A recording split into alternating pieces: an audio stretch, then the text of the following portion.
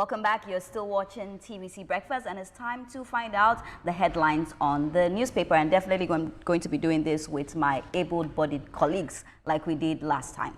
All right, so we will start with The Nation, as we always do. And the headline here says, Ekiti ex-governors as well as Aiyedatiwa endorse Tinubu and Oyebanji. We get to talk about that on the show. That's for The Nation. And just after that, we'll move to the leadership. And the leadership says, crisis brews in Kaduna SDP as party bans RFI for 30 years. Oof. Quite a long time. We'll talk about that later on the show. And then we'll move straight to the leadership. The leadership newspaper is next. Okay, we just did the leadership. We'll move straight to the Daily Trust.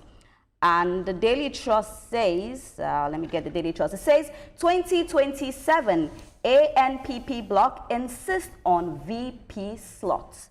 We'll get to speak more about that on the show. We'll move now to the blueprint where it says triumph for the Super Falcons. Of course, the technical crew gets 3-bedroom apartments and 4.51 billion naira reward. Etoma, I'm sure that makes you feel really good. And now we'll move to the Nigerian News Direct. The Nigerian News Direct, and still talking about the Super Falcons. President Tinubu confers honors on Super Falcons, reward players with $2.5 million as well as houses. Still talking about them. We'll move to This Nigeria. Today there's a lot about the Super Falcons, and it says dollar rain, national honors for Super Falcons. That's on This Nigeria. And we'll move straight to The Punch where it says FG may sell 11 discos to new investors. That's for The Punch. We're talking electricity there. And just after The Punch, we move to the Platform Times. Here we'll be talking health. As it says, health crisis loom as nurses, midwives begin nationwide strike today. We get to talk about that on the platform. And we'll move straight to the Daily Independence. We'll just take you to the Daily Independence. And we're talking about palm oil here. This is where Veronica is going to speak a lot about that. It says Indonesia's policies, FX crisis, raise palm oil prices in Nigeria. So it may be difficult to get palm oil now. That's saying on the Daily Independence. And just moving to the Hope newspaper.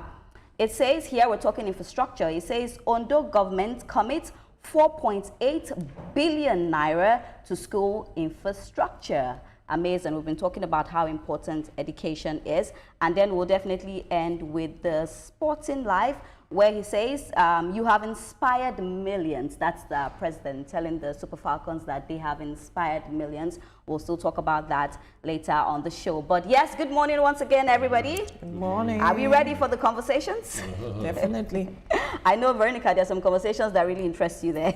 But we'll start with The Nation newspaper, of course. And it says, Ekiti ex-governors as well as Governor Aiyedatiwa endorse Tinubu and Oyebanji. And this is not the first time. You know that at some point we also heard that in PDP was the governor, Governor Adeleke had also endorsed him as well. We're seeing a lot of people coming out to endorse him at this point. You know, Etoma, what do you make of this? It's political calculations, and it is something that I expect almost all the APC governors, in fact, all the APC governors have already endorsed him. This one maybe it's because of the event that they put together basically for this. Yes, if you believe that the president is doing well, it doesn't really matter which party you belong to. You know, as far as you have been convinced that this man is doing well and he is going to do more, you are free to endorse him. And it says a lot about Mr. President's work so far, that he's having endorsements across parties. It is quite good and encouraging. Ekiti. I saw another headline there that said Bamidele did not. Did not attend, exactly. Not attend. And I said to myself, for him not to attend, Mr. President already knows. You know, he must have told him why he wouldn't be able to be there. So writing headlines that will make people say, hey. Yeah. It's a little bit funny for me. You know, it's commendable that we're having more endorsements for Mr. President, especially when it comes across party lines. Yeah, but I'll come to you, Veronica. They have said that it's a mandate of the people. You know, it's not any political pressure. You know, they believe that the president is doing well and they want to come together and support him. But otherwise, you know, we'll hear, oh, you know, political alliance, politicians do it for their best interest, they're moving for their best interest, or they're endorsing him for their best interest. But, you know, quickly, what would you say to this? Well, it's interesting because if they are speaking for the people, then of course, that's what it means. When the people gathered to come and tell them, we were not there. But the major thing is they are saying that they are speaking for the people and their interest, and so it is not about them. Of course, you always hear politicians say things like that. In whose interest will they do this before?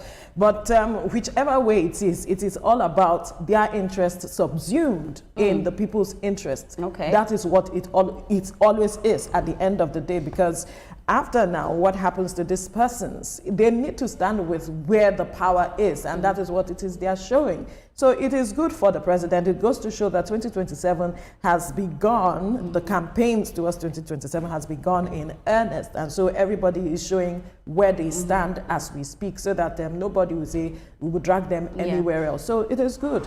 Now they have a sense of direction. Professor Yewata now has a sense of direction and knows which state government he will be working with at the end of the day. So his work has been done for him already. Been easy, even, if I would say. Olamide, let me get your points quickly. I think we are seeing a lot of regional consolidation right now behind President Tinubu's leadership, and that's great. But my question is this genuine support, or is it just political survivalism ahead of 2027? That is the question we have to be asking. We're going to see a lot of tactical shifts ahead. Who will you ask that question? I don't know. And I feel like there's still going to be more. But Who will you ask that question? Let's move straight to the leadership. And Etoma, this is really going to interest you. So it says, crisis brew in Kaduna SDP as party bans El-Rufai for not just 1 or 2 years, but 30 years. 3 decades. Now, according to them, they said, you know, according to them, they said that he forged some documents, and they said that he was being fake and he was trying to hijack the party as well. And he's been banned for 30 years. He cannot participate in any political activities. 30 years, Etoma. El-Rufai. When they said 30 years, I said they have banned him for life. I mean, why should they ban? They have banned him for life. What are you calculating? However, come on, man. All right, you see, but El-Rufai is like the proverbial cat. You know, he has 9 lives politically. You throw him there, he survives here, and we'll just wait and see what trick he's going to bring out of his sleeves. But you see, that announcement affects his political career negatively. You know, that such an announcement could come out, even if it is from SDP or any other party. It's not good for somebody like El-Rufai to have that kind of fame trailing his political career. Quick one, Veronica, do you think 30 years is too much? Do you think they were too much with the 30 years? Personally, do you expel someone who was never a member of your party? Drop it. No, that's how I see it. You said he was just parading himself as a member of your party. So it doesn't mean that he's a party. So you cannot expel him from my perspective, except there is something else that I'm not understanding when I looked at everything. The major thing here for me, he was parading himself. And then he used, according to you, he forged documents and all of that, use your signage and everything. Yes, you can sue him for that. But that he was not a member of your party and you're expelling me, it doesn't hold water over me from my perspective. I must have been a member, a card-carrying member of your party, then you can expel me. So 30 years, when I saw that story yesterday, I had a good laugh. I'm like, 30 years, it's ridiculous. No, I did have a laugh as well. From my perspective, I think that it's just, we are just having fun from my perspective, because I am not a member of your party, so you cannot expel me. You cannot say, I cannot join you. Fine. Let's race quickly to the Daily Trust, and I'll come to you, Olamide. It says, 2027 ANPP bloc insists on VP slot. So I'll take you to this story. So some of the members, you know, that were in ANPP and that it now merged with APC, they are saying that they have not been carried along, and, you know, they want the VP slot. But then again, Ali Modu Sharif is saying that it's the president's prerogative.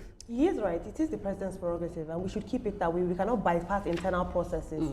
That's what. If you ask me, that's what I'll say. So let me just quickly add to that story. So we recall that in 2014, 2013, the parties came together to form the APC. We had the CPC bloc under Buhari, and they said that he had ruled for 8 years, that it will be, we'll see a sense of judgment and belonging if this person's ANPP is given the VP slot, because there are other parties who were part of that bloc that came together to form the APC. They are saying that let's have a sense of balance. There are others who are saying, you know what, after 2031, where the president is done, the current administration is done, according to them, that he should hand over to the ANPP so that they can now take on the reins of the presidency. But let's see how things pan out at the end of the day. Whatever bloc gets to carry it.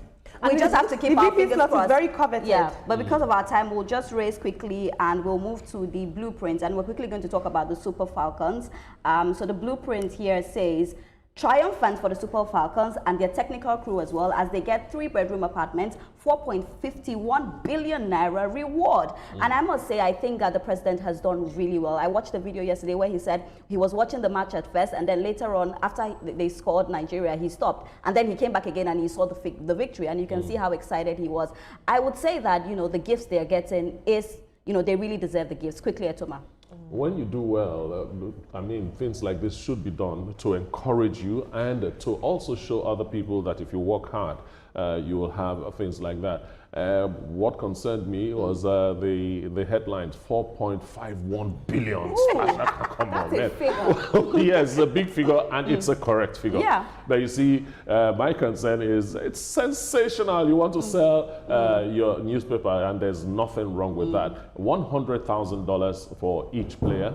Naira equivalent? Yeah, Naira equivalent is 150 million, thereabout. Which is not small money. Yeah, it's not small money, and they deserve it. I need you to understand the way I feel about this. They deserve it, and I think this Naira rain, as one of them said, actually happened at the right time. Yeah. The real beautiful thing there is the honors, the OON that they were all awarded, and a 3-bedroom flat. So they can go to Abuja now and I know, right? Veronica, the concern for some Nigerians is that when they get these promises, in terms, not the cash now, in terms of the house, they do not get it until maybe years later. So I hope that they get the keys to these houses as quickly as possible. You remember some of them Mefele estate? No, that's not what we're talking about this morning. It's not a Mefele's estate, no. Okay, so in moments like this, quickly. I think that now more than ever, with all the death and insecurity we're experiencing, moments like this really solidify what it means to be Nigerian.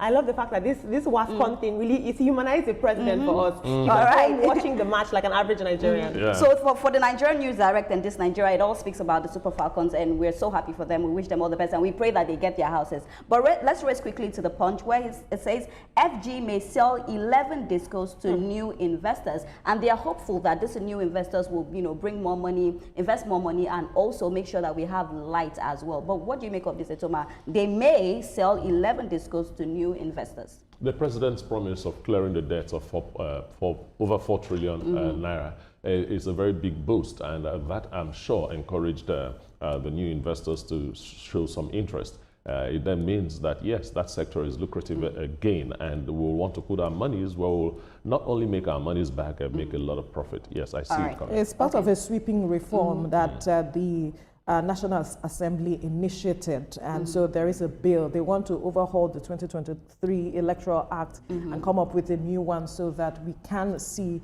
restore investor confidence in that sector, and that is why they initiated this. And I'm hoping that, okay, when we sell this off, Eco Disco is one of them, and in Benin Disco as well is also part of them, that they would see investors who will come in and do the needful at the end of the day. We just have to be hopeful. The basic thing is Nigerians need electricity. Let's have it. 247 electricity, actually. I'll come to you here. We're talking about palm oil, and it says Indonesia's policy, FX crisis, raise alarm for price in Nigeria. We're talking talking about palm oil that we all use. Veronica, let me come to you in this one because you cook a lot. Let me come to you here. We're talking about palm oil, and it looks like some policies that Indonesia is making will make it difficult for distributing palm oil. We may not really get palm oil in Nigeria. But the question I want to ask is that, you know, why are we not even making palm oil ourselves? Etomami and you were talking just before we came on. We just spoke about Benin, you know, where we have the large production as well, the eastern part. Why do we always have to rely on? Where did Indonesia get their palm fruit from? That's the thing. It was from Nigeria, according to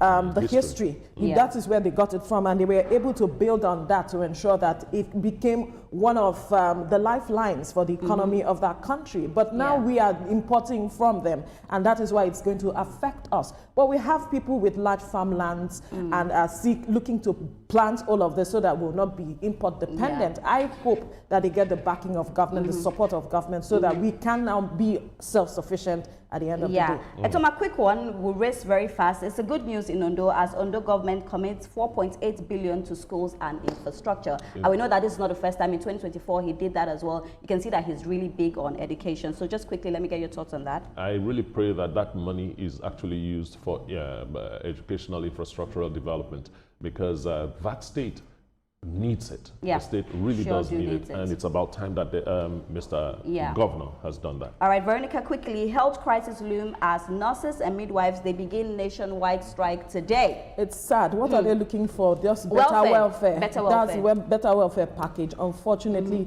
they've been having this conversation with government, and it seems like government is not listening to them. That's why some persons were querying the monies that the government is giving to the super egos. That why can't we just shift that money to this people so that they do the needful, because we know how essential they are. If they ground or down their tools today, we know the impact and implication on the sector. A lot of persons are in hospital and they need them. So I hope that the government will step in as quickly as possible. It's 7 days. I hope that it does not exceed even today.